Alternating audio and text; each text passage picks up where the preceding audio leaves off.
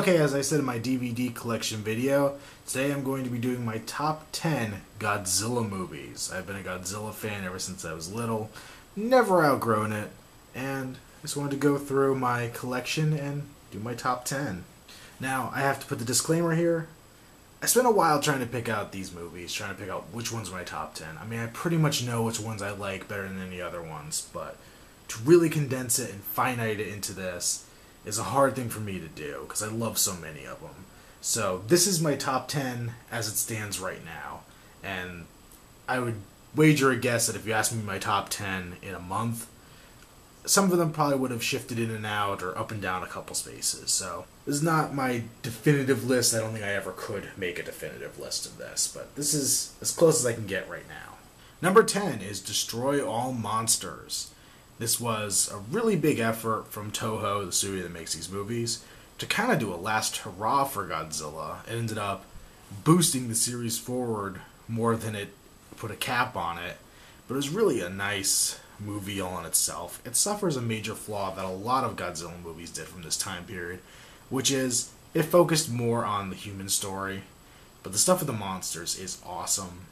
Aliens come down and take control of all of Earth's monsters. We get to see some old Godzilla characters, and we get introduced to a couple monsters who had only ever been in other Toho features. So we get Godzilla, his son Minya, Rodan, the Mothra larva, Anguirus, and King Ghidorah, and Kamacuras, the giant spider. And beyond that, we also get some other monsters. We get Baragon, who had only appeared in Frankenstein Conquers the World. We get Gorosaurus, and we get Manda. Once again, not the best of the movies. The story drags at times, but almost if you just fast forward and watch the awesome monster action in it, it's kind of worth it. It's a fun one if you're willing to give it some time. Number 9 is Godzilla, Mothra, and King Ghidorah, Giant Monsters All Out Attack. Try saying that 10 times fast. This is one of the newer movies. It's in the New Millennium series, as they call it. And every movie in that series is a reboot, so this brought Godzilla back to a brand new origin story. Godzilla was the condensed rage, or the manifested rage of the victims of World War II of Japan. That sounds really weird, but it works in the movie in some weird way. And we get Ghidorah, Mothra, and Baragon appearing as kind of powers of the earth, spirits of the earth that will defend the earth. And really nice to see Godzilla back to a pure evil spirit, and interesting to see King Ghidorah portrayed as a hero instead of the villain that he's always been. Some great monster effects. They have a decent little balance of CG. It kind of looks fake in some parts, like everything else in these movies. And it's people in suits and puppets for the most part anyway. But it works. They made it work. They used it in the way they needed to, as opposed to recklessly or anything like that. Number 8, Godzilla vs. Hedorah. Also known as Godzilla vs. the Smog Monster, because it's literally Godzilla fighting Japan's pollution. Kind of weird, but very campy, very 60s feeling. There's like a pop song called Save the Earth that plays throughout the movie that will get stuck in your head and you'll want to rip your brain out to get it out. And the monster has a big blob of goo for most of the movie, and this is back when Godzilla was a hero. He was kind of aimed more towards kids. This seemed to be aimed more at a teen audience with its kind of pop culture-ness to it. But there are some very gruesome scenes as well. There's the Smog Monster. If it touches you, it just disintegrates you. So there's scenes of people dying left and right, and it can be kind of gross and kind of nasty at times, but it's also a very fun, campy movie in the same breath. Number 7, Godzilla vs. Mechagodzilla 2. This is considered by many to be one of the best Godzilla movies. It was done in the 90s, which to me is kind of the perfect era of Godzilla movies. It's not as campy as the classic ones. It's not as slick as the new ones. It had the perfect blend of the two, and this was one of the highlights of it. It brought back Godzilla, seen as a force of nature, an unstoppable monster who will just destroy for no reason. It brought back Rodan into the series after he'd been missing forever, and not even existing in this continuity at this point. It gave Godzilla a new son, which was baby Godzilla in this movie, who will play a pretty large role within the next 3 movies. And it brings back Mechagodzilla, one of his most famous villains. And the redo of Mechagodzilla is really cool, really slick. This time he's a military weapon as opposed to a alien creation like he was originally. But it's a really good movie, a lot of fun, some pretty good production values for what it is. Definitely worth checking out. Number 6, King Kong vs. Godzilla. Probably one of the most famous movies in this franchise. I mean, everybody knows about King Kong vs. Godzilla, even if they've never seen it. It's King Kong vs. Godzilla. You can't say much more than that. This movie brought both monsters out of retirement. Godzilla had been away for a few years. King Kong had been gone since Son of Kong, unless you count the supposed lost Japanese King Kong films, which we're not going to go into yet. Go into those another time. Both of the monsters, it was their first time ever in color, which is significant. And this was made by Toho, so it is King Kong in a rubber suit, or portrayed by an actor in a rubber suit. They sized him up so that he was the same height as Godzilla, and they gave him electrical powers, which were kind of interesting.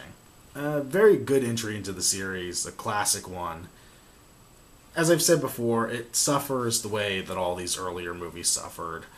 The pacing back in the 60s and 70s was just totally different. A lot more focus on the humans, and almost focus on the humans in a way that didn't pertain as much to the monsters anyway. It's kind of their own story alongside this destruction. So that makes it a little hard to get into, but the monster fights are incredible and a lot of fun. Number 5, the original Godzilla vs. Mechagodzilla. Awesome movie. This is one of the first I'd ever seen as a kid. I had this on a DVD 2-pack, along with Godzilla vs. Gigan. Really good. It brought Godzilla back to kind of a darker place, but they never changed his character. It was such a smart move by Toho's part. Mechagodzilla originally appears as Godzilla. He actually has a rubber skin over his mechanical body to make him look like Godzilla, and you just get these scenes of him trashing Tokyo. He ends up fighting and killing Anguirus, and he's just brutal. So you get to see Godzilla as he was in the earlier movies, and then I think in the fight with Anguirus, his skin gets torn away in the spot, and you get to see the mechanical beast underneath. So then we bring in the benevolent Godzilla, the hero, and he gets to kick his butt with the help of a giant lion dog called King Caesar. Number 4, we have this one over here, Godzilla vs. King Ghidorah. Definitely my favorite of the 90s era Godzilla movies.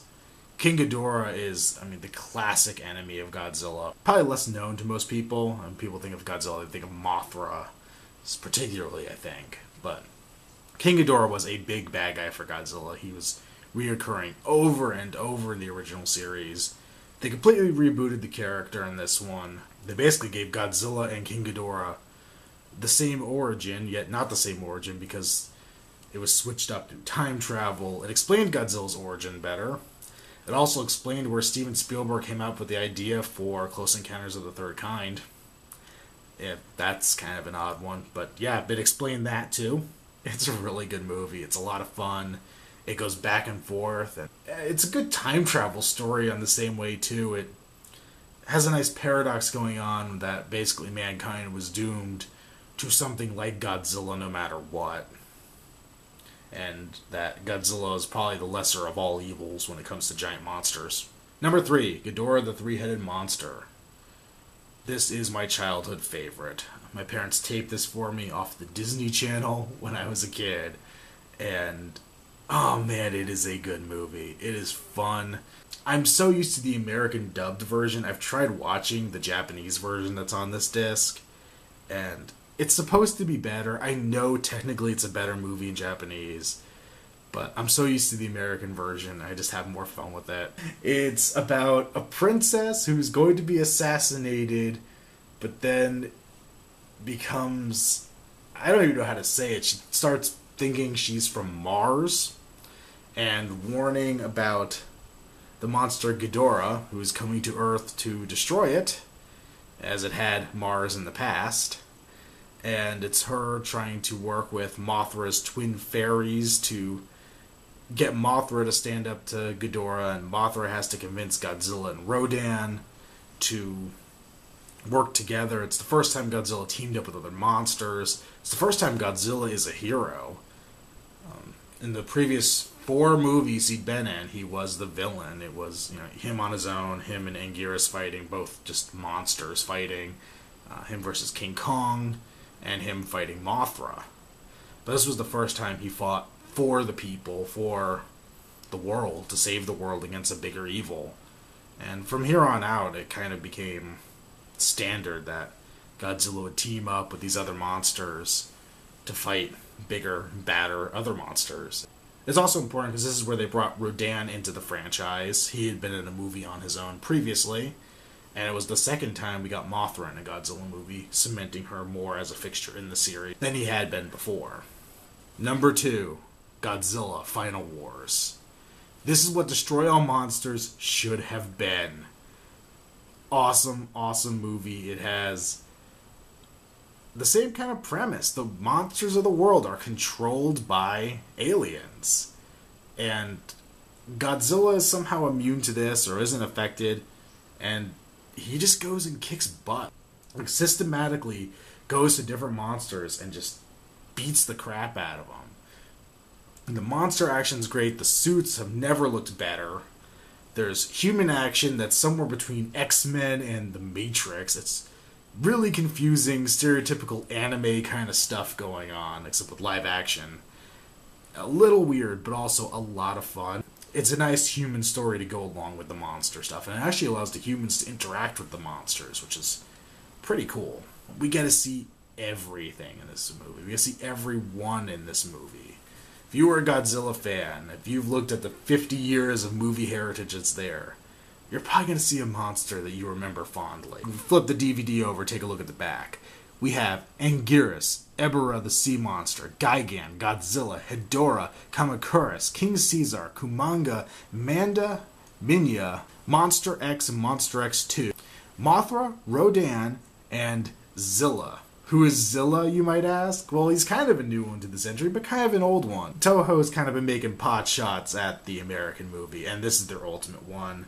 Zilla is a different monster from Godzilla. He appears in Sydney, is attacking the Opera House, and Godzilla trashes him in 30 seconds. I really debated putting this movie at number 1. I fought long and hard with myself, and I just couldn't manage to do it, but this is such a close second and such a fun movie. It is nothing like my number 1 choice. It's completely different into the spectrum. But if you are a Godzilla fan, even in the mildest way, or if you want to become a Godzilla fan, if you want just a fun movie to watch, this one you can't beat. Well, if you're going to beat it, you're going to beat it with this. Number 1, Gojira. Also known in America as Godzilla, King of the Monsters. This is it. This is the originator, the black and white movie where Godzilla is the sin of nuclear war manifested itself to come back and destroy humanity. I love this movie. I mean, I can't say much more than that. For probably 20 years I've followed these movies. This is why I love these things. It wasn't the first one I saw, but it made the biggest impression on me, I think. And it's a heavy movie. The American cut, which is the one I grew up with, is a lot more lighthearted. It's actually kind of fun because you can almost listen to it as a radio drama. It's narrated by Raymond Burr. Well, he plays a reporter edited into the Japanese movie, but he's constantly narrating it over, his recordings and stuff. So you could almost listen to it as a radio drama piece. The Japanese movie it's incredible. I think I'd put this in my top 10 horror movies as well. Everything in it is a parallel to World War II. Godzilla's roar was fashioned after an air raid siren. His footsteps were meant to mirror bombs dropping. There's scenes of just mutilated bodies after Godzilla's rampage, not just from the destruction of buildings, but from radiation poisoning. Down to the detail, it's very reminiscent of World War II. The heroes, when they go to attempt to dispatch Godzilla at the end, they put on headbands that are the same things that kamikaze pilots would wear, basically signifying they're prepared to die destroying this monster. It's an incredible piece of film history. It's a fantastic movie. and it launched a massive franchise. As I said, I had trouble between this one and Final Wars for the final one, and it's because they're so tonally different. Overall, this one is the more important piece in movie history, and therefore it has to be number one. Godzilla Final Wars is a lot of fun, but this movie is just killer. So that's my top 10 favorite Godzilla movies. As I said, I've been a fan for a long time. I've seen them all. I enjoy almost all of them. So I don't know what I'll be back with. Hope maybe some customs updates next, or maybe another kind of video like this, depending on what I come up with. But until then, I'll see you guys later.